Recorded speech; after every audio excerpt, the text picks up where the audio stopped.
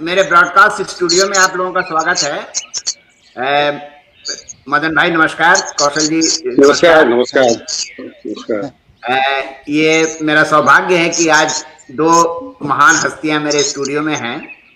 व्यस्त समय से समय निकाला है और थोड़ी बातचीत करेंगे, क्योंकि अभी घर पे ही सब लोग हैं तो बाहर निकलना बड़ा मुश्किल है। तो इसी बहाने कुछ मेल मुलाकात हो जाएगी, कुछ जानकारी मिलेगी, कुछ सीखेंगे, कुछ लोगों को सिखाएंगे। बातचीत शुरू करते हैं। पहले तो इम्पोर्टेंट है जो मैं आप लोगों से जानना चाहता हूँ और दोस्तों को भी बताना चाहता हूँ, जो हमारे मित्र हैं, जो कविताएं लिख रहे हैं, खास करके नई पीढ़ी। आजकल की कविता की क्या स्थिति है? कविता जो है आजकल जो लिखी जा रही है, मैं तो देख रहा हूँ कि बहुत इफरात में कविताएं लिखी जा रही है। और जब से ये फेसबुक वगैरह चालू हुआ है, मैं तो देखता हूँ कि हर तीसरा या चौथा आदमी कवि ही है आजकल। तो आज कविता की क्या स्थिति है मदन जी, जरा मैं आपसे जानना चाहूंगा। दरअसल ये कविताएं हर युग में हर समय इतनी ही बड़ी संख्या में लिखी जाती रही। फर्क सिर्फ ये रहा है कि उस समय फेसबुक जैसा कोई माध्यम नहीं था कि जो कुछ आदमी लिखता है वो सब कुछ लोगों के सामने ला दे। उसके बीच में एक संपादक होता था और उसमें से बहुत चुनी हुई कविताएं ही पत्रिकाओं के माध्यम से या दूसरे माध्यमों से आ पाती। लिखी तो तब भी जाती थी इतनी बड़ी संख्या में, क्योंकि हर आदमी जो थोड़ा संवेदनशील है, भावुक है, थोड़ा बहुत होता है कवि, और कालांतर में छटकर उसमें से 2 4 10 कवि आते। अभी के समय में हुआ यह है फेसबुक के आने के माध्यम से कि जो कुछ भी लिख रहा है उसको सीधे लोगों के सामने सोशल मीडिया पर ला दे रहा है। तो इससे एक स्थिति ये बनती है कि बड़ी संख्या में जो लिखी जा रही है वो बड़ी संख्या में दिख भी रही है। उसका दिखना बहुत ज्यादा, विजिबिलिटी कविताओं का दिखना बहुत ज्यादा हो गया है। लिखने की परंपरा तो लगभग रही है इसी तरह से। अब रही बात की भविष्य, तो देखिए हर समय में जो लिखा जाता है वो बहुत बड़ी संख्या में होता है और उसमें से छटकर जो थोड़ा सा निकल के आता है बेहतर, वो हमेशा ही कम होता है। शांतिप्रिय द्विवेदी ने लिखा था कि छायावाद में 1400 कवि लिख रहे थे, तो छठ के बच के 4 आए। सिर्फ 4 को हम लोग जानते हैं, लेकिन 1400 तो वो जानते थे। हो सकता है कि और भी कुछ लोग लिख रहे हो जिनकी कविताएं कभी छपी ही नहीं, क्योंकि पत्रिकाएं बहुत कम थी, माध्यम सीमित था प्रसार का। कभी नहीं छपी होगी, कभी किसी को पता ही नहीं चला होगा, ऐसे भी कभी रहे होंगे। तो कहने का मतलब है कि इतनी बड़ी संख्या में हमेशा ही लेखन होता रहा है, क्योंकि मनुष्य अगर विवेकशील है और संवेदनशील है तो वो अपने मनोभावों को व्यक्त करने की कभी न कभी कोशिश करेगा और वो मनोभाव कविता के रूप में प्रकट होंगे। ऐसा होता रहा होगा प्राचीन काल से भी, परंपरागत रूप से। अब उसके लिए एक प्लेटफॉर्म बना है, तो इसमें से भी धीरे धीरे कालांतर में छटकर आते। अब जैसे अभी 8वें दशक तक की कविताएं जो हैं उसमें से कुछ प्रमुख कवि छटकर आ गए, लेकिन उसके बाद से 9वें दशक से अंतिम दशक और इस नई शताब्दी के 40 वर्षों में जो लिखा जा रहा है, इसमें से कौन सा श्रेष्ठ है, कौन सा बचेगा, ये अभी आसानी से तय नहीं किया जा सकता है। ये तय करना संभव नहीं और उचित भी नहीं है कि तुरंत इसमें कोई हड़बड़ी करनी चाहिए। कई बार ऐसा होता है कि हम जिसे श्रेष्ठ मान रहे होते हैं, समय के बाद वो बहुत सामान्य रचना होती है, और जिसे आप सामान्य समझ रहे होते हैं, जिसे आप त्याग चुके होते हैं, समय के मूल्यांकन के साथ वो महत्वपूर्ण बनकर कविता आती है। उदाहरण मैं आपको दूंगा कि 50 के दशक में 2 कवियों को लेते हैं, दोनों अच्छे बड़े कवि हैं, अज्ञे और मुक्तिबोध। अगर कोई कहता 50 के दशक में क्या 58-59 में भी कि अज्ञे से बड़े कवि हैं मुक्तिबोध, तो उसको लोग पागल करार देते, कोई सवाल ही नहीं था, कोई मानने के लिए तैयार नहीं होता। लेकिन आज ठीक उलट स्थिति है कि अगर आज कोई कहे कि मुक्तिबोध से बड़े कवि हैं अज्ञे, तो उसके साथ वही व्यवहार हो। तो कैसे एक मूल्यांकन के क्रम में, मूल्यांकन जब होता है, नए मूल्य जब सामने आते हैं, तो क्रम में एक कवि जो अपने समय में उतना महत्वपूर्ण नहीं लग रहा था, अमहत्व नहीं कर रहा हूं, जितना वो है वो बाद में दिखता है, और दूसरा कवि जो ज्यादा महत्वपूर्ण लगा और दिख रहा था, वो बाद में पता चलता है कि वो अपेक्षाकृत पीछे है। यही बात हम निराला और पंत को लेकर कह सकते हैं।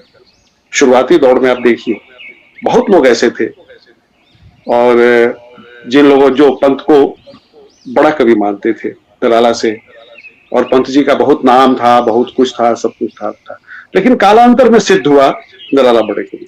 तो ये समय के साथ दो तरह के चीजें होती है, एक तो श्रेष्ठ जो होता है, जो अच्छा होता है वो भी छट कर आता है। दूसरी बात कि अच्छा में भी कौन अच्छा है, कौन बड़ा है, कौन छोटा है, इसका मूल्यांकन भी जो हमारे समय में हो रहा है वो जरूरी नहीं है कि अगले समय में वही रहेगा, वो बदल जा सकता है समय के हिसाब से। इसलिए अभी की कविता पर तुरंत तुरंत कुछ कहना थोड़ा कठिन भी है और उचित भी नहीं है मेरी समझ से। जी कौशल जी। हाँ, नहीं हाँ, मदन आप भाई इस पर कुछ बिल्कुल। कहना चाहेंगे? हाँ, मेरी आवाज आप तक पहुंच रही है? हाँ हाँ, पहुंच रही है, बोलिए। तो नहीं, मदन भाई बिल्कुल सही कह रहे हैं कि आज बड़ी संख्या में कविताएं आ रही हैं, और चूंकि आज सोशल मीडिया एक बड़ा माध्यम बना है, मंच बन गया है कविताओं के लिए, अपने विचारों के लिए, तो इसलिए आप देखेंगे कि, और ये प्रचार का भी युग है कि जो भी समस्याएं आ रही हैं, क्योंकि कविता जो है मानव मन को सबसे पहले स्पर्श करती है। मैं बताऊं कि जब नवलेखन का दौर था, जब लघु पत्रिका आंदोलन का दौर था, तो उस दौर में भी बड़ी मात्रा में लेखक, नए लेखक आए थे।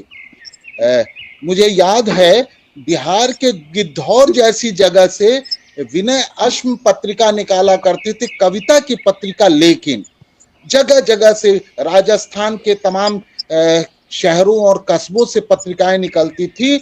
उसी तरह से मध्य प्रदेश, बिहार, उत्तर प्रदेश और कोलकाता माने बंगाल वगैरह से भी पत्रिकाएं निकलती थी, और उस नवलेखन के दौर में लघु पत्रिका आंदोलन ने बड़ी संख्या में नए कवियों और लेखकों को पैदा किया था और उनको मंच दिया था। तो दरअसल आज भी कवियों को, रचनाकारों को सोशल मीडिया के माध्यम से मंच मिला है, और यह एक तरह से देखने में भी लग रहा है कि यह कविता का या हमारे साहित्य का जनतांत्रिक विस्तार हुआ है। इस रूप में भी इसे देखा जा सकता है। ये मदन भाई भी सही कह रहे हैं कि ये अलग बात है और अलग विचार का विषय भी है कि इसमें कितनी कविताएं हैं और कितनी कविताएं नहीं हैं, क्योंकि आज कवि जो भी मन में आ रहा है, जो भी लिखा जा रहा है, उस पर जो काम किया जाना चाहिए वो काम नहीं हो रहा, और उन्हें लग रहा है कि इसे तत्काल ही सोशल मीडिया के मंच पर पहुंचाया जाना चाहिए, और ये सब चीजें आ रही हैं। और जिस तरह से पहले कविताओं पर जो लोग काम करते थे, और जैसे मुक्तिबोधी कहते हैं कि कविता तीसरे क्षण में जाके बनती है, बाबा कहते हैं कि कविता तो ऐसी होनी चाहिए जैसे रोटी बनाने, वह अधपकी भी न रह जाए और जले भी नहीं। ये जो गुण होने, माने कलात्मकता, ये जो गुण होना चाहिए है ना, उसका हो सकता है इस पर बहस होगी भी, इसमें कितनी कविताएं रह जाएंगी, कितनी कविताएं, लेकिन आज जो समय है, समय की जो स्थितियां हैं, समय के साथ जो साक्षात्कार है वो रचनाकार कर रहा है और कविताएं आ रही हैं। इसीलिए बड़ी मात्रा में, बड़ी संख्या में कविताएं लिखी जा रही हैं और वो आ भी रही हैं। मदन जी, मदन जी के बारे में मैं पहले बताना थोड़ा सा मैं भूल गया था। मदन जी कि अब तक कुल 6 किताबें आ चुकी हैं कविता की। इसके अलावा इनका आलेखों का भी संग्रह आया है, 3 संग्रह उसके हैं। तो उसी तरह से कौशल जी के 2 कविता संग्रह आ चुके हैं, और 2 इनके विचारों के प्रतिरोध की संस्कृति, और मेरे ख्याल से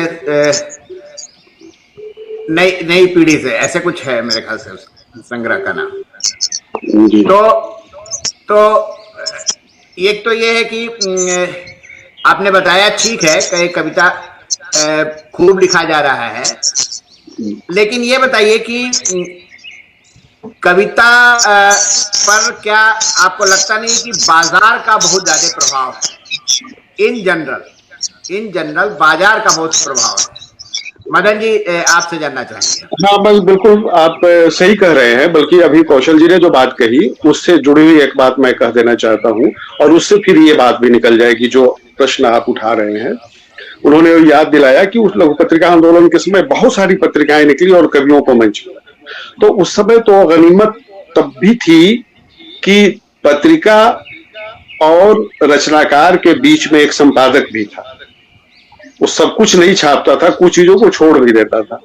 अब जो सोशल मीडिया के माध्यम से, फेसबुक के माध्यम से हम आते हैं, तो इसके बीच में कोई संपादक नहीं। किसी को कविता के नाम पर गाली गलौज लिखने की इच्छा हो तो वो भी लिख देता है और वो भी आ जाती है, भले ही उसकी निंदा हो चाहे कुछ। तो इससे एक बात हुई है कि रचना का संघर्ष बहुत कम हो गया है। शुरुआती दौर में हम लोग जब लिखते थे तो छपना इतना आसान नहीं था, चर्चा होना आसान नहीं था, ये सब कुछ कठिन था। तो उसमें हम रचना का संघर्ष भी करते थे कि निरंतर उससे रचना में निखार है। अभी क्या है कि जो नए कवि आ रहे हैं, अगर वो अतिरिक्त अलग से सजग और सचेत नहीं है तो उनके भीतर रचना का कोई संघर्ष नहीं है, उसकी जरूरत भी नहीं है। कुछ भी लिख देंगे, फेसबुक पर कुछ लाइक मिल ही जाएंगे। कोई भी ऐसी चीज नहीं है जिसके प्रशंसक वहां पहले से उपस्थित ना हो, चाहे उनके मित्र ही क्यों नहीं हो।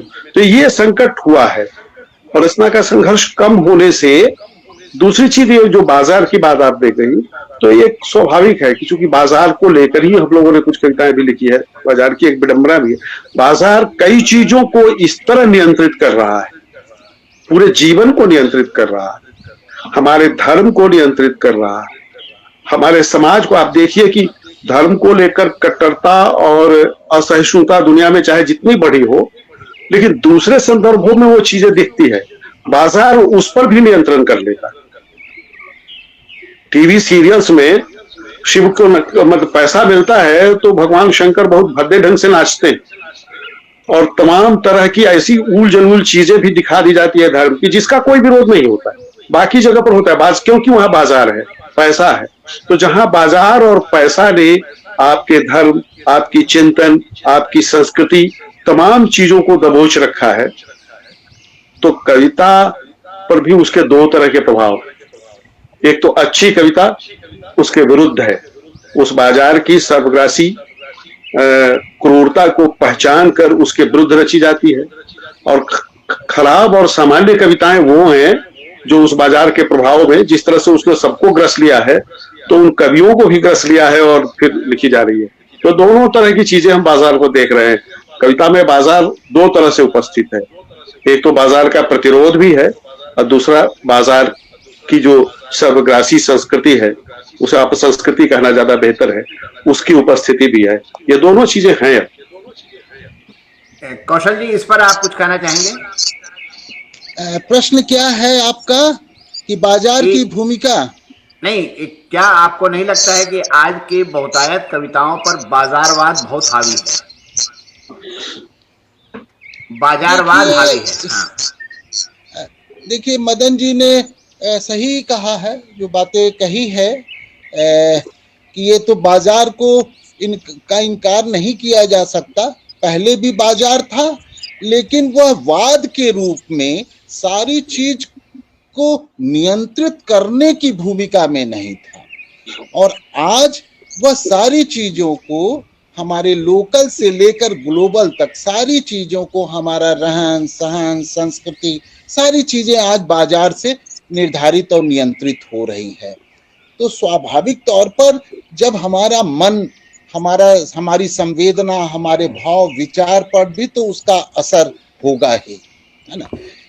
लेकिन इसके कुछ पॉजिटिव भी आप देखेंगे कि इधर जो मेलों की संस्कृति आई है ना, वह भी बाजारवाद का ही विस्तार है साहित्य कला के जगत में। उससे एक बात तो हुआ है कि साहित्य लोगों तक पहुंचा है और एक पाठकों का विस्तार हुआ है।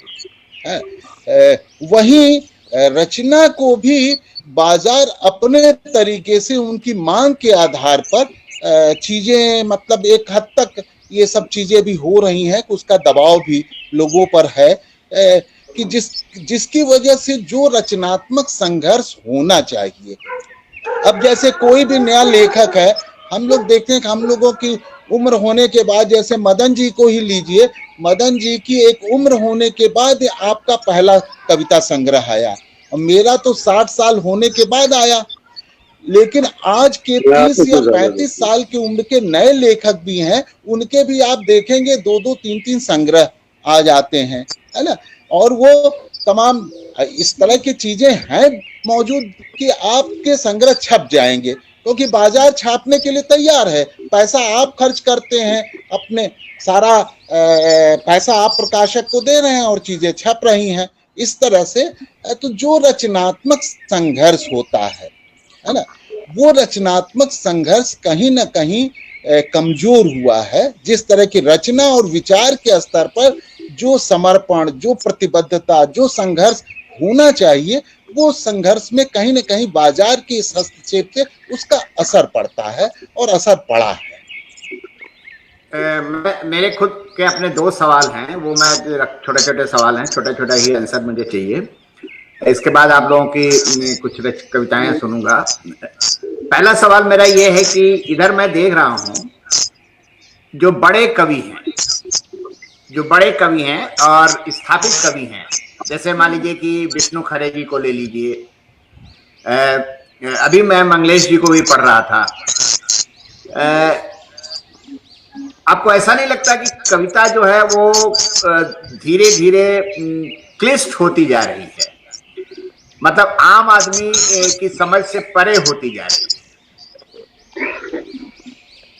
तो एक तो ये है कि क्या कविता में कोई इस तरह से जो बदलाव आया है, ये कविता के हित में है या ये अंततः कविता को आम जनता से दूर करेगा? मदन जी, पहले मैं आपसे जानना चाहूंगा। मैं देखिए, इसमें ऐसा है कि क्लिष्टता और सरलता का जो विभाजन है उसको भी एक सरलीकरण की तरह नहीं होना चाहिए। मुख्य प्रश्न है कि समय हमारा बहुत जटिल है, संवेदनाएं जटिल है, सामाजिक संबंध भी बहुत जटिल है।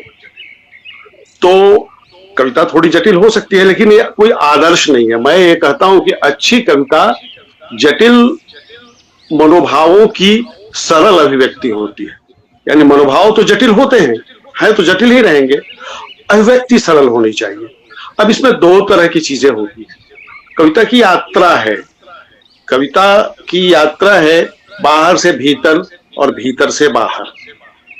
यानी हम अपने अंतर्मन को समाज की घटनाओं में, समाज में ले जाते हैं, जैसे नागार्जुन ले जाते हैं, तो वहां कविता थोड़ी सरल हो जाती है दिखती। अब कोई भी ले, नए गगन में नया सूरज जो दमक रहा है, मेरी भी आभा है इसमें, यह विशाल भूखंड आज जो चमक रहा है, मेरी भी आभा है इसमें।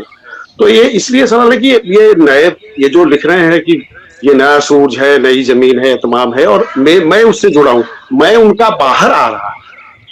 लेकिन ठीक इसके विपरीत वो जब शुरू करते हैं तो वो बाहर के दृश्यों से शुरू करके, अंधेरे में को याद कीजिए, मैं पंक्तियां नहीं कोट करूंगा, और वो भीतर चले जाते हैं, तो कविता कुछ जटिल होती है। तो 2 प्रक्रिया तो रही है। तो आज के कवियों की भी 2 प्रक्रिया है, निश्चित रूप से है।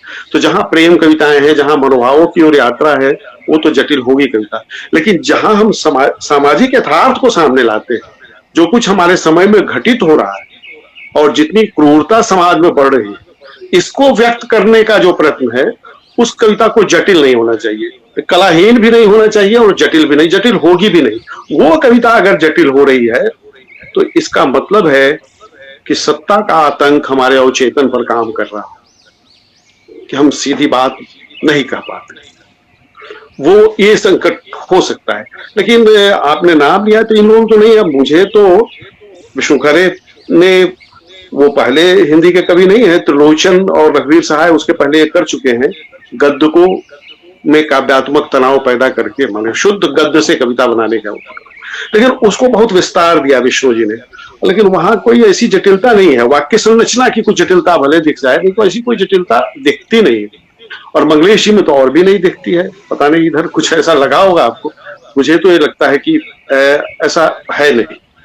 बल्कि कुछ और कवियों में हो सकता है वो, और खास करके, या इधर मैंने ध्यान नहीं दिया है, हो सकता है कि मंगलेश जी ने कोई प्रेम कविताएं लिखी हो, तो प्रेम कविताएं तो जटिल होती है, मैं भी मान रहा हूँ कि मनोभावों की ओर होता है मसला।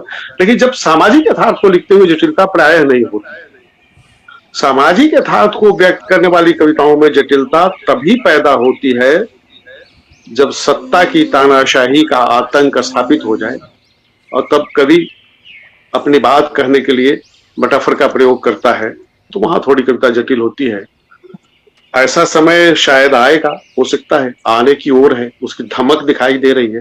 लेकिन अभी तक तो हम लोग चुनौतियों को सीधे सीधे ले रहे हैं और सीधे सीधे लिख रहे हैं, और कौशल जी तो बहुत सक्रिय रहते हैं फेसबुक पर, आप देखिएगा तो अभी तक तो सीधी बात भी की जा रही है, और सत्ता के प्रतिकार को सरल और सटीक शब्दों में रखने की कोशिश भी हो रही है। लेकिन एक प्रश्न इसके साथ ये भी जुड़ जाता है कि कविता, मैंने कहा कि जटिल मनोभावों की सरल अभिव्यक्ति, लेकिन अभिव्यक्ति सरल बनाने के लिए मनोभावों का भी सरलीकरण नहीं किया जाना चाहिए, तो फिर कविता का कोई प्रभाव नहीं रह जाएगा। कला का अपना एक महत्व तो है ही कविता में, तो कला इस तरह से नहीं हो कि वो, रघुवीर साहब ने कहा ही है कि जहां ढेर कला कला होगी वहां जीवन नहीं होगा। तो कला अगर इस तरह बढ़ जाए कि जीवन ही नहीं हो उसमें, तो उस कला का तो हम विरोध करते हैं। लेकिन जीवन के सौंदर्य को उद्घाटित करने के लिए, जीवन के सौंदर्य को उद्घाटित बल्कि सही शब्द नहीं है, जीवन के संघर्ष को, सौंदर्य को ज्यादा उद्भाषित करने के लिए, ज्यादा दिखाने के लिए कला का होना भी जरूरी है। तो उस स्थिति में हमें लगता है कि जटिलता के प्रश्न को हमें सरलीकृत ढंग से नहीं रखना चाहिए, और ये कोशिश जरूर करनी चाहिए कि कविता हमेशा ही सामान्य लोगों को भी संप्रेषित हो। लेकिन ऐसा नहीं हो कि सामान्य लोगों को संप्रेषित तो हो, लेकिन लोगों के मन को न छू सके। माने कला इसलिए जरूरी है कि कला ही वो माध्यम है जिसके कारण कविता हमारे मन को और हमारे विचारों को स्पर्श करती है, तो वो चीज है। तो एक संतुलन इसमें चाहिए। जी बैठिए। जी कौशल जी, मदन जी ने बहुत अच्छा और अच्छे तरीके से इस बात को रखा। मैं भी जो मेरी समझ है कि कोई भी रचनाकार अपने समय को रचता है, और समय भी अपने रचनाकार को गढ़ता और बनाता है। तो समय और रचनाकार के बीच का यह है एक रिश्ता। जैसे वो कहते भी है ना, मुक्तिबोध भी कहते हैं, काल यात्री की बात करते हैं, आवेग त्वरित काल यात्री। और शमशेर जैसे कवि भी कहते हैं, काल तुझसे होड़ है मेरी। तो स्वाभाविक तौर पर आपका समय एक बहुत महत्वपूर्ण पहलू है, और जिससे कवि को रूबरू होना पड़ता है, एक रचनाकार को उसके साथ जीना पड़ता है, उसको अभिव्यक्त करना पड़ता है, उसको कला में लाना पड़ता है, कला के माध्यम से। लेकिन तो इसमें दोनों तरह की बातें हैं। एक तरफ सपाटता का खतरा भी है, तो दूसरी तरफ उसके अबुझ हो जाने का भी, जिसकी तरफ मदन जी ने इशारा किया, कहा भी। तो ये दोनों से कला को, कविता को या सृजन को कैसे बचाया जाए, क्योंकि कई बार आप देखेंगे कि एक ही कविता को कई कई पाठ के बाद ही वह कविता आप तक पहुंचती है, और जब जितनी बार आप पाठ करेंगे उसके अर्थ, नए अर्थ खुलते चले जाएंगे, है ना। ये कला है।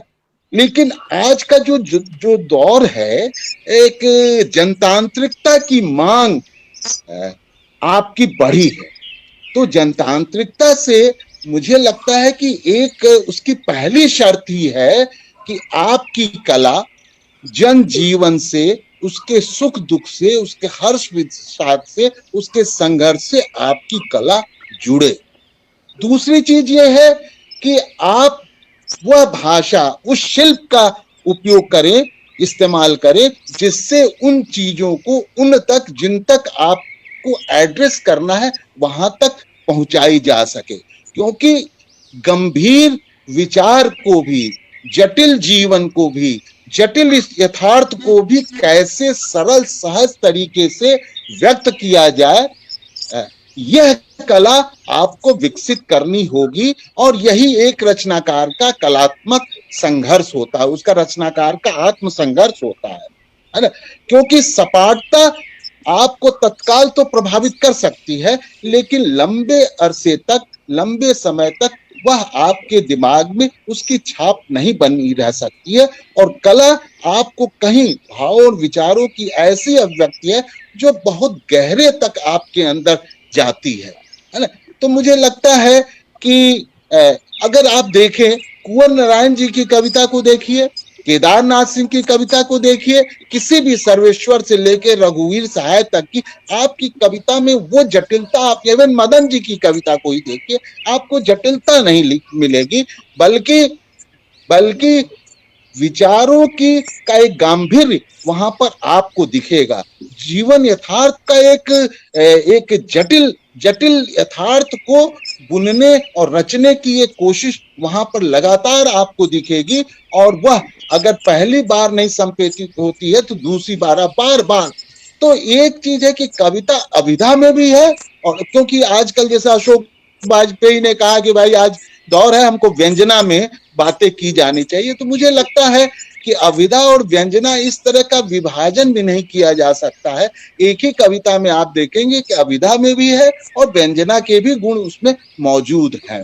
तो आज की कविता मुझे लगता है कि इन माने गंभीर और जटिल यथार्थ को सहज सरल तरीके से कैसे पहुंचाया जाए, और यही इस मामले में आप प्रेमचंद को ले सकते हैं, गोरख को ले सकते हैं, नागार्जुन हमारे सामने उदाहरण है। क्योंकि ये आज का दौर है जहां पर सीधे आपको जन सामान्य को संबोधित करने वाला दौर है ना। तो मुझे लगता है कि मेरी बात इस पर हो गई, और बात बहुत साफ आ भी नहीं रही है मेरे पास तक, तो मैं जो समझ पा रहा वो मैं आपको। नहीं, बिल्कुल कौशल जी ने बहुत सही कहा। और मैं एक कौशल जी ने बहुत अच्छी बातें चूंकि कह दी है, तो मैं एक चीज में जोड़ देना चाहता हूँ कि मैं कहता हूँ, कई बार मैंने लिखा भी है कहीं, उसमें है कि हमारे समय की शब्द शक्ति जो है वो न अभिधा है न व्यंजना है, वो अभिधा की व्यंजना है।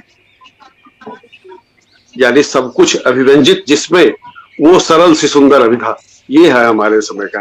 तो अभी बिल्कुल अलग काट के जो पहले देखा जाता है अभिधा लक्षणा व्यंजना का मामला, वो छोड़ दीजिए और उसमें इसको इस युग के साथ देखने की जरूरत है। धन्यवाद। आज मेरे साथ दो बड़े कवि हैं जो मेरे प्रिय कवि भी हैं। अरे बड़े कवि मत कहिए, हाँ कवि कहिए, यहाँ पर मौजूद हैं, और मैं चाहूंगा कि वो अपनी दो छोटी छोटी कविताओं का, समय चूंकि कम भी है हमारे पास, दो छोटी छोटी कविताओं का पाठ करें। पहले मदन जी करें, फिर कौशल जी से मैं रिक्वेस्ट करूंगा। मदन जी से कराइए। नहीं, मेरा तो आपको बता ही दिया था कि मेरा फोन अपना खराब हो गया, ये तो पत्नी से उधार मिल गया है सिर्फ आज के दिन के लिए। तो मेरा ऐसे भी लिखा पढ़ा कुछ जा नहीं पा रहा है, सब बंद है, फेसबुक वगैरह तमाम चीजें। तो एक ही कविता पढ़ूंगा क्योंकि ये बहुत छोटी नहीं है, इसलिए दिक्कत हो रही है, और मैं चाहता हूं कि इसको पढ़ दिया। 3 कविताएं जो इधर हमने लिखी है इस कोरोना काल में, तो कोरोना काल में लिखी हुई 3 कविताएं तो संभव नहीं है, लेकिन उसमें से एक कविता पढ़ देना चाहता हूँ। तेजी से पढ़ दूंगा ताकि कुछ समझ में आए, कुछ ना भी आए, लेकिन समय ज्यादा नहीं लगे। तो ये 29-30 को मार्च के अंत में ही, जब लॉकडाउन शुरू होने के शुरुआती दौर में ही, जब मजदूरों का बहुत ज्यादा भागना शुरू हुआ था, तो उस समय मेरा एक फेसबुक ठीक था, तो मैंने बल्कि उस पर लिखा भी था कि ये कोरोना से पता नहीं कितने लोग मरेंगे हमारे देश में, लेकिन भूख से और बीमारी से, दूसरी बीमारियों में इलाज और अन्न और दवा के अभाव में ज्यादा लोग मर जाएंगे, एक आशंका तो थी। लेकिन तब भी ऐसा नहीं लगा था कि लोग इस तरह से बेचैन होंगे और भागेंगे। तो उसी पर एक कविता है, हम जब घरों में बंद थे। बंद तो अब भी है, लेकिन कविता है तो कविता को थोड़ा ले जाना पड़ता है, अतीत की ओर घुमाना पड़ता है, इसलिए है। हम जब घरों में बंद थे, हमारे आसपास की गलियां और सड़कें सूनी थी।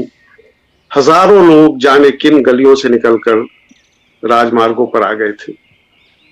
बहुत दूर से टिड्डियों के झुंड की तरह, बहुत दूर से टिड्डियों के झुंड सरीखे दिख रहे थे, लेकिन गौर से देखने पर वे पूरे मनुष्य दिखते थे। गोद में बच्चे लिए स्त्रियां, कंधों पर बीमार परिजनों को बिठाए पुरुष और ढेर सारे लोग अपने अपने असबाब समेटे।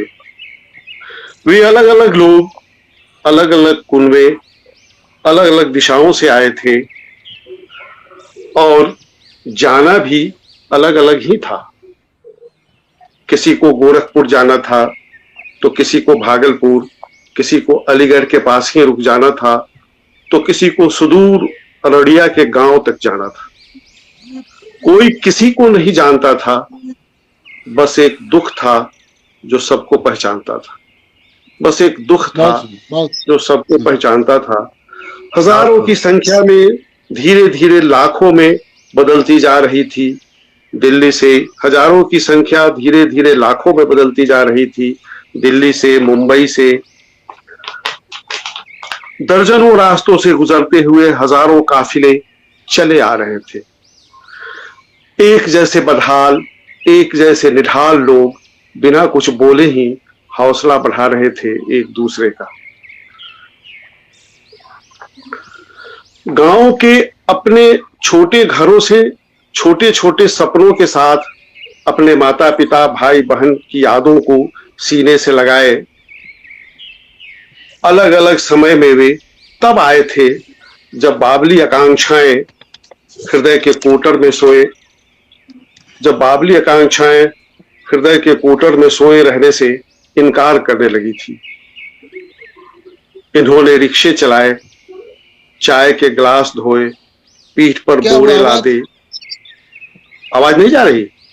हाँ हाँ, अब आने लगी। रिक्शे चलाए, चाय के गिलास धोए, पीठ पर बोरे लादे, माथे पर गाढ़ा ईंट उठाकर 50 मंजिली इमारतें बनाई, सब्जियां बेची, अखबार बांटे, अपने सपनों को बदरंग करके शहर की रंगीनियां बढ़ाई। उन्हें एक साथ लौटते देखकर लग नहीं रहा था कि वे साथ साथ नहीं थे। एक रो रहा था तो दूसरे की चुप्पी उसे ढाढ़स बना रही थी। एक रो रहा था तो दूसरे की चुप्पी उसे ढाढ़स बना रही थी। पुलिस डंडे बरसाती तो वे चुपचाप मार खा लेते। मुर्गे बनाती तो बन जाते। सड़क पर घिसट घिसट कर चलने को मजबूर करती तो वे घिसट लेते। उसके बाद सिपाहियों को भी समझ में नहीं आता कि इन्हें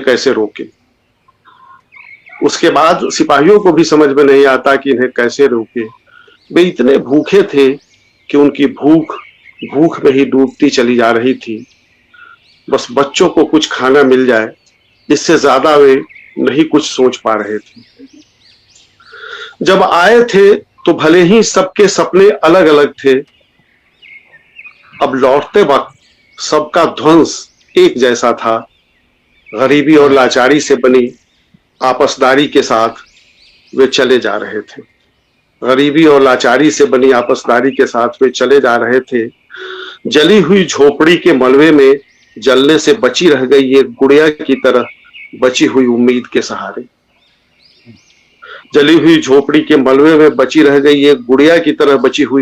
सहारे। वे चले जा रहे थे। जब बारिश होती थी वे एक दूसरे की विवशता में छिप जाते थे।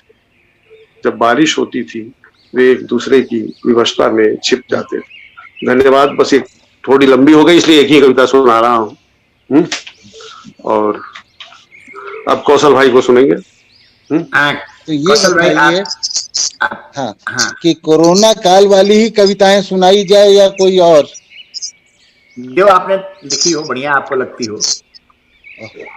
कोरोना काल वाली भी थोड़ी लंबी हो गई हैं और 6 कविताएं बन गई इस बार दौरान।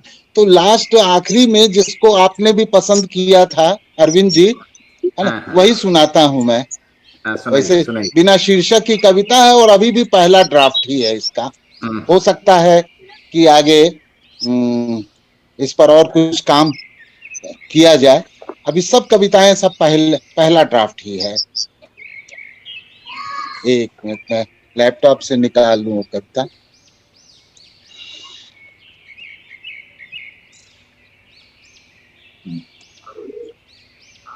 हाँ, तो पढ़ता हूं। आवाज आ रही है कि नहीं, आप तक पहुंच रही है कि नहीं? बिल्कुल आ रही है। यह समय था बिल्कुल जब सरकार टीवी पर ही दिखती थी, उसकी सारी घोषणाएं वही होती थी। तमाम घोषणाओं में लोगों के लिए संदेश होता और चेतावनी भी। उनमें एक संदेश यह भी था कि कोरोना का विषाणु धर्म और मजहब नहीं मानता। कहने का मतलब यह था कि लोग धर्म और मजहब के आधार पर न बंटे। सरकार के पास हथियारों की कोई कमी नहीं थी। सरकार के पास हथियारों की कोई कमी नहीं थी, फिर भी वह बहुत डरी हुई थी। कोरोना से छिपी थी वातानुकूलित कमरों में। उसकी सुरक्षा के लिए भरपूर इंतजाम था। राज्य सरकारों, राजनीतिक दलों और सांसदों का भी यही हाल था। अदालतें लंबी छुट्टी पर थी, जनतंत्र सस्पेंड था और कोई बोलने वाला नहीं था। जमीन पर सरकार नहीं, भक्त थे, उन्हीं का हुक्म चलता था। बहुतों के साथ बहुत सारी बातें हुई। बहुतों के साथ बहुत सारी बातें हुई। हमारे दूध वाले के साथ भी ऐसा ही हुआ। वह शोएब था, यानी मुसलमान, और मुसलमान होने से उसका दूध मुसलमान हो गया था। उसका दूध भी मुसलमान हो गया था। उसे मोहल्ले के बाहर ही रोक दिया गया। थोड़ी देर वह बहस करता रहा, लड़ता भिड़ता रहा, फिर पर पुलिस के डंडे और भगवा छाप लहरों के आगे कब तक टिकता? जिनके लिए गाय सबसे पवित्र है, धार्मिकता का प्रतीक है, मोक्षदायिनी है और गोमूत्र में सारे कष्टों का निवारण है, रामबाण है, उनके लिए गोबर भी गाय का मल नहीं, ज्ञान का सूत्र है, विश्व गुरु बनने का मंत्र है। वही गाय और उसका दूध स्पर्श मात्र से अस्पृश्य हो गया था। यह सोशल डिस्टेंसिंग की नई परिभाषा थी। यह सोशल डिस्टेंसिंग की नई परिभाषा थी और इस नई परिभाषा के तहत ही सबको देखा और सब कुछ समझा जा रहा था। उन औरतों और बच्चियों को भी इसी नजर से देखा गया जो पार्क के पंप से पानी भरने आती थी। वे मनुष्य नहीं थी। वे मनुष्य नहीं थी और जो अपने को मनुष्य होने का दावा करते थे, उनके लिए वो कोरोना थी, जानलेवा वायरस। यही नाम उन्हें दिया गया। यही नाम उन्हें दिया गया। पुकारा भी जाता इसी नाम से, कहा भी जाता, देखो कोरोना जा रही है, देखो कोरोना जा रही है, कोरोना भिन भिना रही है, देखो कोरोना हंस रही है, कोरोना लोगों को डस रही है। यह हमारे मोहल्ले का कोरोना मुक्ति अभियान था। यह हमारे मोहल्ले का कोरोना मुक्ति अभियान था। देश में भी जोर शोर से यह जारी था। इसे शुद्धिकरण नाम दिया गया और कहा गया यह जंग है कोरोना के खिलाफ। नागरिकों से अपेक्षा थी कि वे इस जंग के सिपाही बने। जहां देखे कोरोना, वे उस पर टूट पड़े और उसे मिटाकर ही दम लें। जंग तो जंग है, जंग तो जंग है। लोगों का मानस भी तैयार करना जरूरी था। इसके लिए खबरें बनाई गई, वे टीवी पर दिन रात चलाई गई। हमारे घरों पर जो लक्ष्मण रेखा खींची गई थी, उसका विस्तार सड़क तक किया गया। हमारे घरों पर जो लक्ष्मण रेखा खींची गई थी, उसका विस्तार सड़क तक किया गया। सड़क के पार मस्जिद थी और हवा उड़ी कि जमाती छिपे हैं उसी मस्जिद में। अब सड़क एलओसी थी। अब सड़क एलओसी थी और उस पार हॉट स्पॉट। न कोई उधर से आ सकता था, न कोई इधर से जा सकता था। हर तरफ सिपाहियों की गश्त थी। एक नई फौज उतार दी गई थी, एक नई फौज उतार दी गई थी जिसके कब्जे में सब कुछ था। इसे कोरोना मुक्त सेना कहा गया। इसे कोई देख नहीं सकता था, उसे महसूस इस कदर किया जाता कि उसके होने के एहसास मात्र से लोग घरों में दुबक जाते। कुल मिलाकर यही हकीकत है, कुल मिलाकर यही हकीकत है। और नोट करने की बात है कि सेकुलर समाजवादी जनतांत्रिक भारत को एक मोटे से ग्रंथ में संसद भवन के स्ट्रांग रूम में हीलियम केस के भीतर बहुत सुरक्षित कर दिया गया था। उससे किसी को खतरा नहीं था, उससे किसी को खतरा नहीं था, क्योंकि वह जमीन पर नहीं था। जमीन पर ऐसे हम भारत के लोग थे, जमीन पर ऐसे हम भारत के लोग थे जिनकी आंखों में सेकुलर भारत शूल की तरह चुभता था।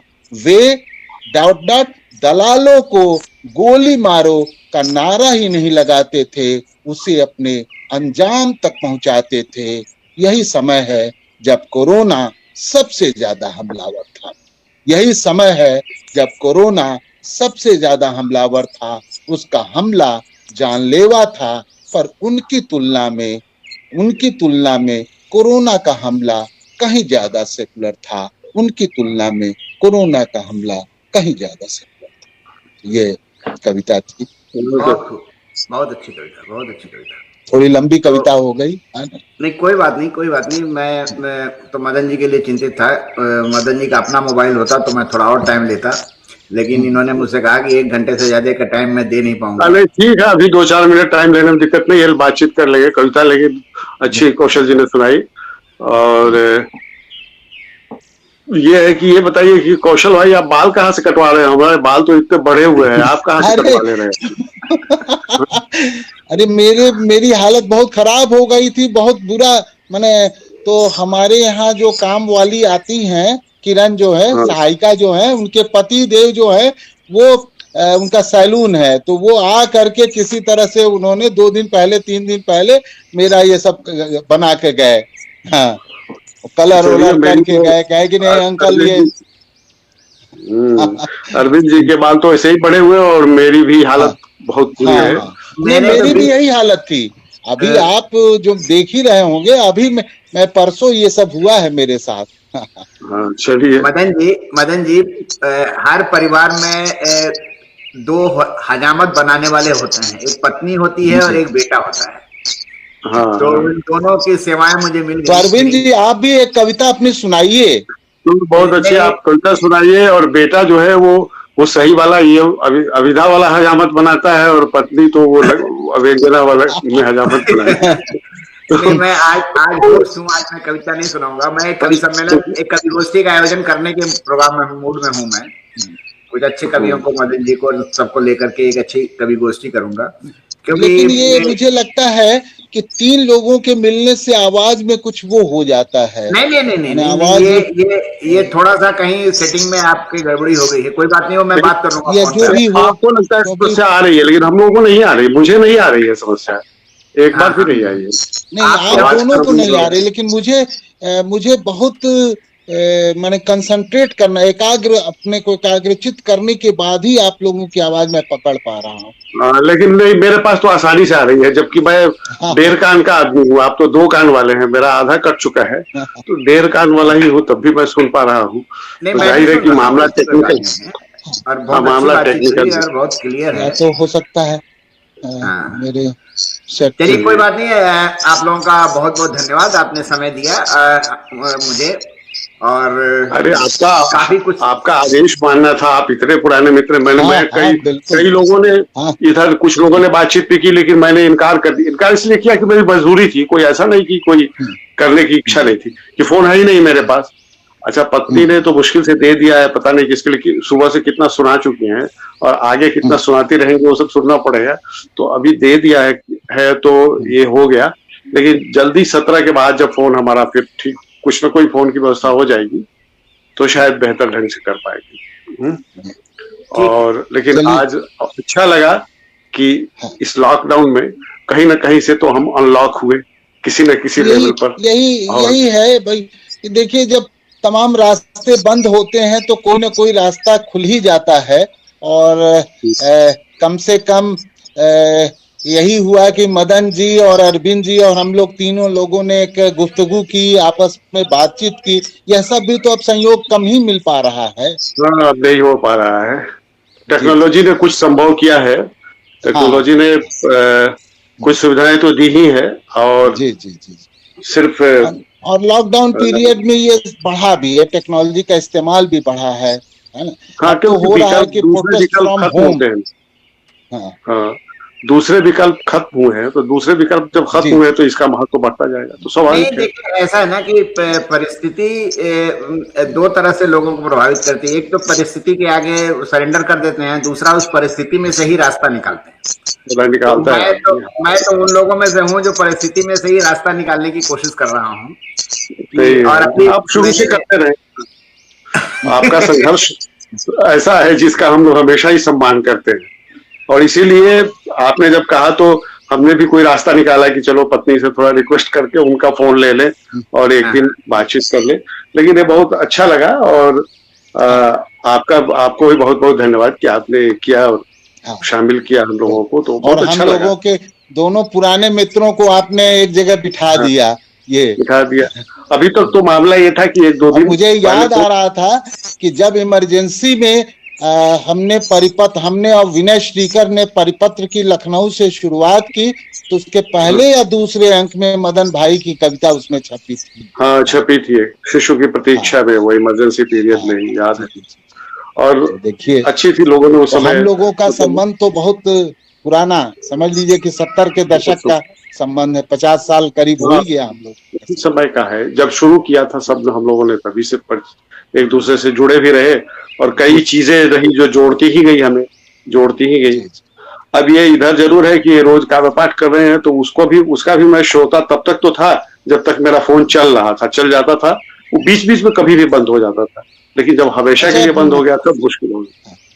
मदन जी, ये कविता जो है, जो आपने सुनाई है, ये हमें हमारे व्हाट्सएप पर भेज दीजिएगा। व्हाट्सएप पर तो समस्या ये है कि आप इनसे रिक्वेस्ट करेंगे, क्योंकि मेरा तो फोन खराब है। अगर कोशिश करिए कि भेज दीजिए, है ना। हाँ, वो है। इस पर मेरी पत्नी के व्हाट्सएप है, इस पर से आपके फोन को सेव कर देंगे तो वो आ जाएगा। और तो कोशिश करेंगे। ठीक है, नमस्कार। आप ठीक है अरविंद जी, नमस्कार। और नमस्कार, आपको बहुत बहुत धन्यवाद। आप लोगों को भी कि आपने समय दिया। मैं